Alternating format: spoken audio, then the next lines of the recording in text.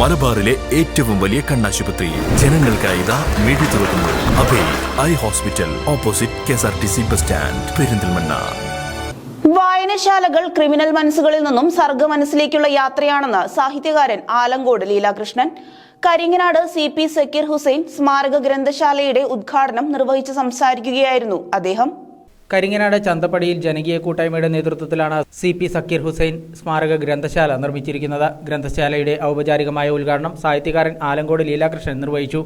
വായനശാലകൾ criminal മനസ്സുകളിൽ നിന്നും സർഗ മനസ്സിലേക്കുള്ള യാത്രയാണെന്ന് അദ്ദേഹം ഉദ്ഘാടന പ്രസംഗത്തിൽ പറഞ്ഞു.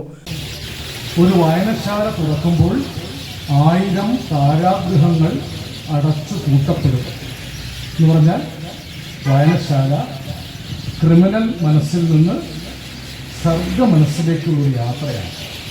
ഞാനിപ്പോൾ വിചാരിച്ചു ഈ പക്ഷികളെ ഇങ്ങനെ വെടിവെച്ച് പേടിപ്പിക്കേണ്ടതില്ല എന്നാണ് എൻ്റെ ഒരു അപേക്ഷ.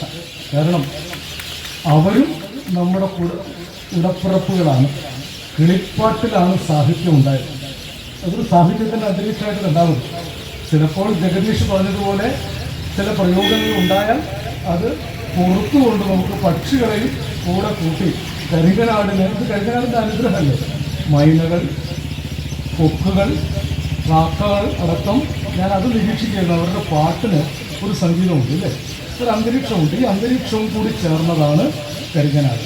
എനിക്ക് വലിയ സന്തോഷം തോന്നിയത് ഇത്രയും മരങ്ങൾ, ഇതൊരു 50-60 കൊല്ലം മുമ്പുള്ളൊരു കേരളീയ ഗ്രാമത്തിൻ്റെ അന്തരീക്ഷമാണ്.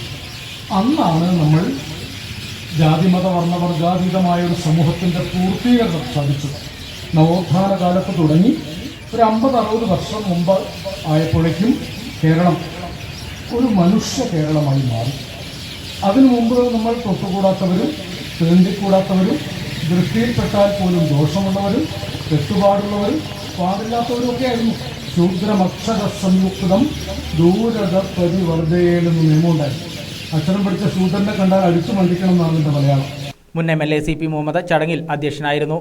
വിളയൂർ ഗ്രാമപഞ്ചായത്ത് പ്രസിഡന്റ് ബേബി ഗിരിജ, മുഖ്യ അതിഥിയായി VP ഉസ്മാൻ, KP നൌഫൽ, നീലടി സുധാകരൻ, ചൈതന്യ സുധീർ, മുസ്തഫ തോട്ടങ്ങൾ തുടങ്ങിയവരും പങ്കെടുത്ത് സംസാരിച്ചു. ചടങ്ങിൽ കരിങ്ങനാടിന്റെ എഴുത്തുകാരായവരെ ഉപഹാരം നൽകി ആദരിച്ചു. പ്രിയദർശൻ നിലവിന്റെ ഹൃദയഗീതങ്ങൾ എന്ന പേരിൽ ഗസൽ സന്ധ്യയും അരങ്ങേറി.